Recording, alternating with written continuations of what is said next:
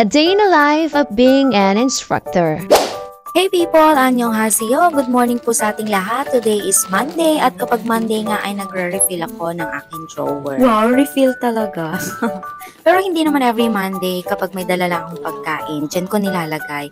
Kasi mahirap na pag magutom ka at least meron ka mapagkukuha ng pagkain kaysa lalabas ka pa. Ang layo-layo pa man din ng canteen. Ako lang ba ang nag-uwi ng ketchup, sugar sa mga fast food chain? Yung mga nakasashay na hindi nagagamit. Ayan, naipon na nga dyan. Yung iba nagamit na yung toyo mansi ng chow fan. Ayan, meron pa ako dyan dati pero naubos na. Actually, mga pantawid gutom lang yung mga yan. Alam nyo naman, it's so hot in the Philippines. At syempre, ang layo-layo pa man din ng canteen. Ayokong lumabas. Sayang naman ang koji. Dahil nga tapos na ang mga final exams at ngayon ay panag-check, panagre-record agad requirements para matapos na din ang ating grades. At syempre, ito na nga yung mga last na i-record natin at saka yung mga exams. Kailangan na nga matapos ngayon kasi ayokong mag-uwi ng trabaho kasi magbabakasyon na. Abay, kahit wala naman tayo sa DepEd, sundin natin yung patakaran. Kailangan bakasyon, no work, no paperwork. Kaya lang hindi na naman nakikisama itong mga gamit ko. Nagloloko na naman yung aking mouse. So ayun, nagkakaproblema na nga ako sa mouse ko dahil nga very old na ang aking laptop. Magna 9 years na pala yan actually. So ayun na nga, hindi na gumagana yung aking mouse. Humingi na ako ng tulong kay Sir Eric at tinulungan niya na nga ako. Pinahiram na niya yung kanyang mouse. Kaya lang hindi pa rin talaga umaayon ang aking laptop. Nakakainis kung kailan nagmamadali ang person para hindi tayo malate sa pagbasa ng grades. After a few minutes, bumalik na din yung aking laptop. Umayos na din siya. Konting orasyon lang ang kailangan. Kasi yun yung ginagawa ko kasi nga sobrang tagal na tong laptop ko na to. Regalo pa to ng aking mother at saka ng aking ate nung college ako. So magna 9 years na siya this September ata. And then sabi ko nga sa sarili ko kapag na permanent na ako, ibibili na ako ng bago kong laptop. Pero syempre hindi ko pa rin to i-give. Pero after a few minutes, ayan, nag-restart ng kusa na naman ang aking laptop. Nagloloko na naman siya. Kusa din siyang nag-a-update.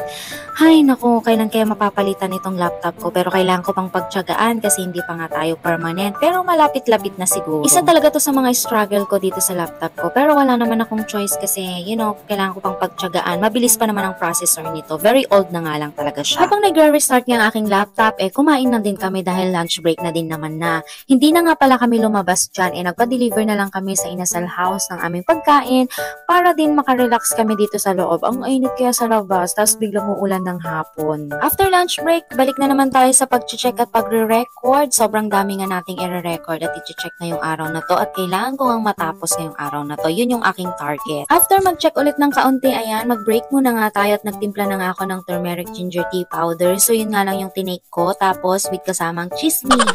Actually, nagbe-brainstorming kami dyan. Ayan, hindi kami nagchichismisan. Wala naman kami pagchichismisan. Kaya walang nasirang buhay ngayong araw na to. Tsaka legit talaga walang mahilig na chismis dun sa office namin. Ako lang. Kung meron man, baka ako lang. So, para matapos na nga ako habang nagji-ginger tea ako, ay nagre-record na ako ng mga recitation points at tsaka attendance ng aking mga estudyante para matapos na ako para makita nila yung grades nila bago sila umalis. At tsaka gusto ko din kasing makita at malaman nila kung saan sila nagkulang at tsaka kung saan sila mababa, mga ganun ba. Kasi mahirap naman na tsaka na lang nila makikita yung grades nila pag kukuha na sila ng COG. At least man lang makita nila bago nila makuha yung kanilang COG para pag may reclamation o di at least kaya nating i-defend, kaya nating punan. Yan syempre akin lang naman. Practices ko lang yan. Syempre yan yung naaral ko na practice ko nung mga previous na workplace ko.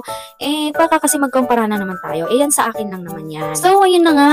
Sa sobrang busy ko today, hindi lugi ang gobyerno sa akin. Sa sobrang hindi lugi ang gobyerno sa akin, hindi ko na nga namalay na alas 5 na pala at umuulan na nga pala sa labas. So, hinintay ko na nga lang tumilang ulan tapos uuwi na din ang person. Yun lang for today's video. Thank you guys for watching. Huwag kakalimutan na mahalin mo ang trabaho mo because your work will sustain you. And don't forget also to spread positivity and enjoy your life.